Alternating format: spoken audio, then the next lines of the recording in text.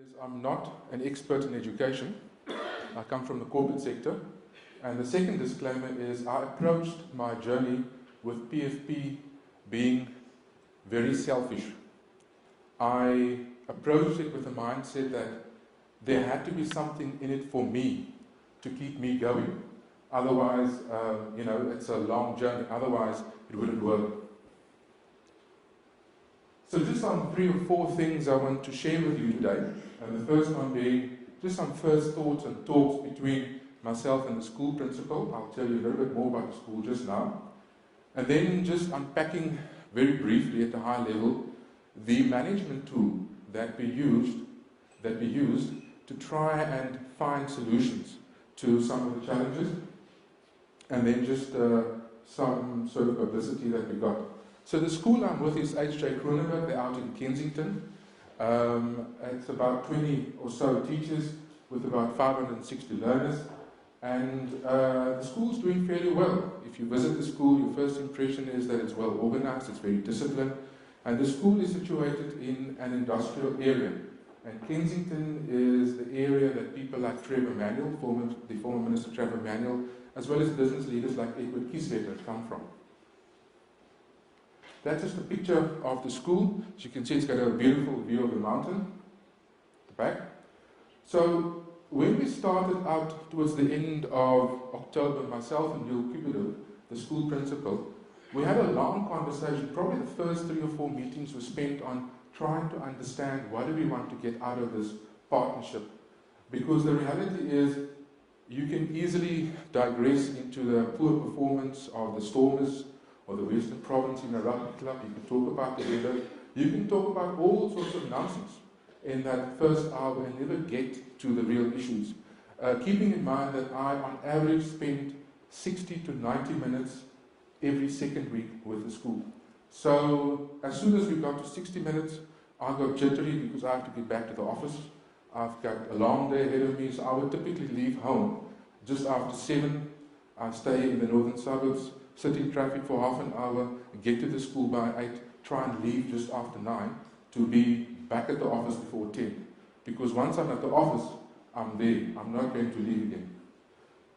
The other objective we had was to really move from the wide to the narrow, to really make sure that we don't try and address the many challenges that we have in the education space, but try and discuss and distill and talk about it and decide on 2 or 3 or 4 things that we can address, that we can challenge ourselves on.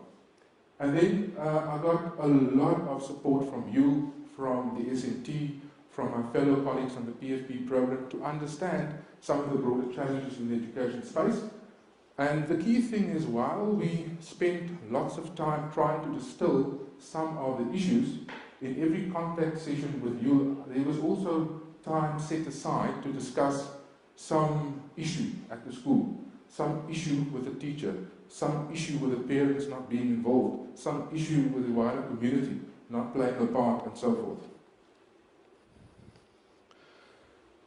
I think what I just shared with you was our individual, our shared approach. I think it's critically important to also have an individual approach so that you are absolutely clear in your mind what this is about and what it's not about. So for me, when I started towards the end of October 2014, and I did some self-reflection, and by the way, we had a brilliant facilitator in the form of Nikki Wilson-Harris, and she played a huge role in trying to keep the group together, keeping us all focused and so forth. So in the first self-reflection, I said to myself, it is incredibly important, if this is going to succeed, this partnership, from my point of view, it's going to be incredibly important to be available and then be present when I'm available. Otherwise, you go there, you worry about stuff at the office, you look at your diary, your phone keeps on ringing, the emails come in all the time, and you don't really attend to what the school principal is sharing with you. So try and focus on that 60 to 90 minutes and really try and listen without any judgment. You're not an expert, you get these guys, before the school principal opens his or her mouth, they already have a 10-point ready-made plan of how to fix things. So it is incredible discipline to listen and listen and listen and make sure that you don't judge or have any predetermined ideas. I think following from that, the key thing was really to try and decide on a set of objectives, of goals that we could talk about, so that we focus our thinking and our mind on what it is that we want to address. So one of the first conversations we had, and the school principal is an extremely organized person, and one of his goals, or one of the things he sat with every year, was this long list of 20-odd goals he had for himself to achieve throughout the year. So from the corporate space, I've learned that it's better to have fewer goals and try and have achievable goals so that you make steady progress, even if it's at a much slower pace or rate. I know that sometimes it helps to be very ambitious and have some BHAGs, but sometimes when the environment is extremely complex, it's better to have fewer goals and much more focused goals. What we also spent some time discussing was the issue of what would success look like. And I think we tried to be incredibly honest with one another, what it is that we can contribute, what I could contribute, what the school principal could contribute. And the key issue was really making time for regular contact session to keep the conversation going. And 90% of our interaction happened face to face. So I would travel to the school and visit the school principal. When we had school holidays, I would invite you over to Sanlam's office.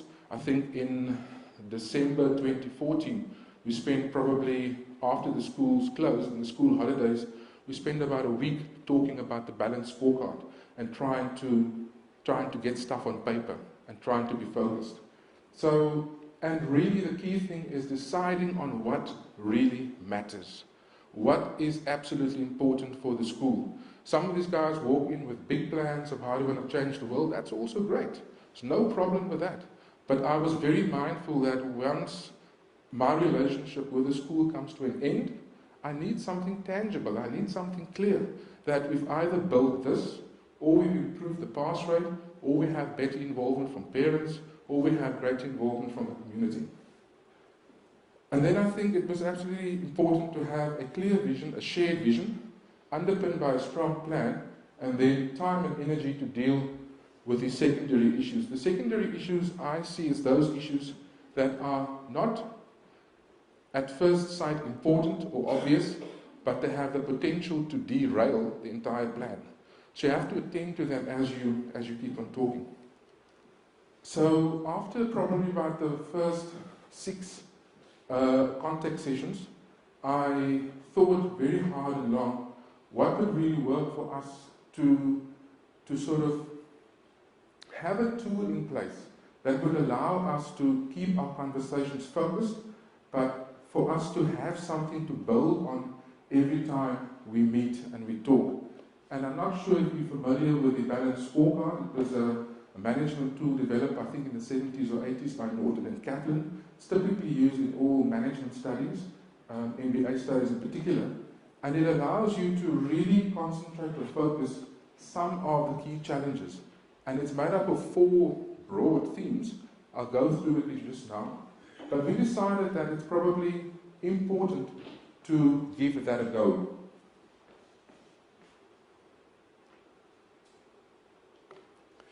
And that's just a sort of a very easy template that I pulled off the web. It gives you a very good idea of how the balanced scorecard works. So typically, it would say there are 4 elements: the finance part of it, the internal business processes or the operations, then learning and growth in terms of your staff development, and then very importantly, the key thing is, what about the customer? So for each of those, you have to ask, if you in the finance space or looking at the financial side of the business, for your business or for your operation to succeed, what is it that you have to do on the finance side? And the similar goes for on the operations side, or the training and development side, as well as on the customer side. So it focuses the mind on what it is you need to do. And for each of those, you can break it up into the objectives. What is it very clear that I want to achieve? Then how are you going to measure it? Because you can't just say, I want to do that by that time over the next 2 years, but then you're not having a clear objective. Thirdly is obviously building in some stretch target for yourself. So if you want to decide how you're going to move the needle, you need to put it down in some percentage or some number. And then very important, what activity or initiative is going to underpin that. So it's a very structured process to achieving your objectives. So to give you an example, so now obviously the challenge was, how do you take this corporate concept and make it work within the education space? So we said to ourselves, and this is just the one example I'm going to share with you, is who is the customer? So if you're in the corporate space, if you would sign up, you have to have an idea of who is the customer. It's the guy in need of some sort of financial solution who's either looking for a policy or looking for some, if you're a bigger corporate, some short-term insurance like Santander, or some credit facility or some banking facility, and so forth and so forth. So we said, if we apply the principles of the balanced scorecard to the school, to H.J. Krooneweg specifically, if we say, how do we define the customer, then the customer is the learner and the parent. That's the people that we have to make sure they have a great experience. And then we ask ourselves, to achieve our vision, how should we appear to our customer? And the objectives we listed was really providing the best experience, providing the best possible extracurricular experience, greater parent involvement as well as greater parent involvement when stuff about the school is taking place. So not only about academic performance, but also beyond that. And then you can see we've listed how we're going to measure it, how important that is in terms of the quarterly learner performances, in terms of the pass rate. Look at the number of learners enrolled per activity.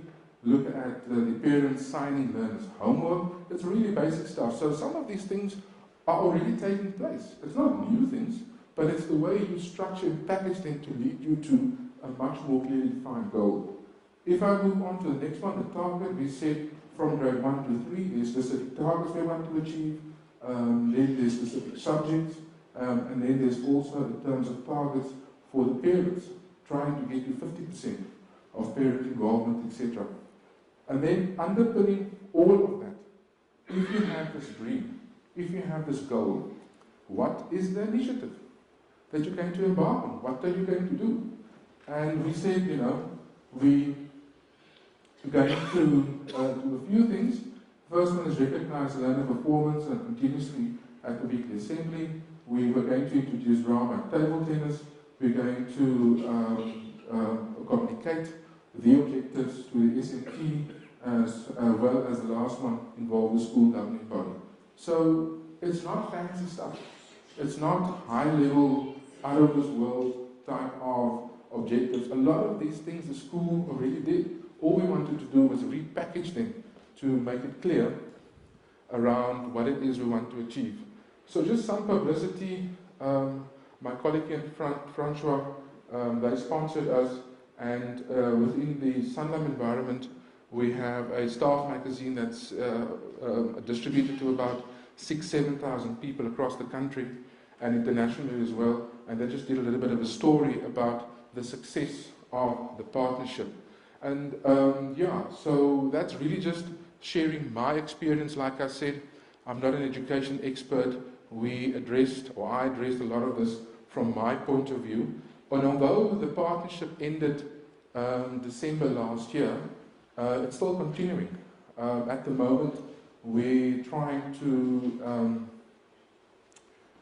do some Wi-Fi capability at the school with one of the companies within the Sanlam Group, and we are looking to the next 2 years to keep the partnership going and trying to see some tangible results. Thank you for your time.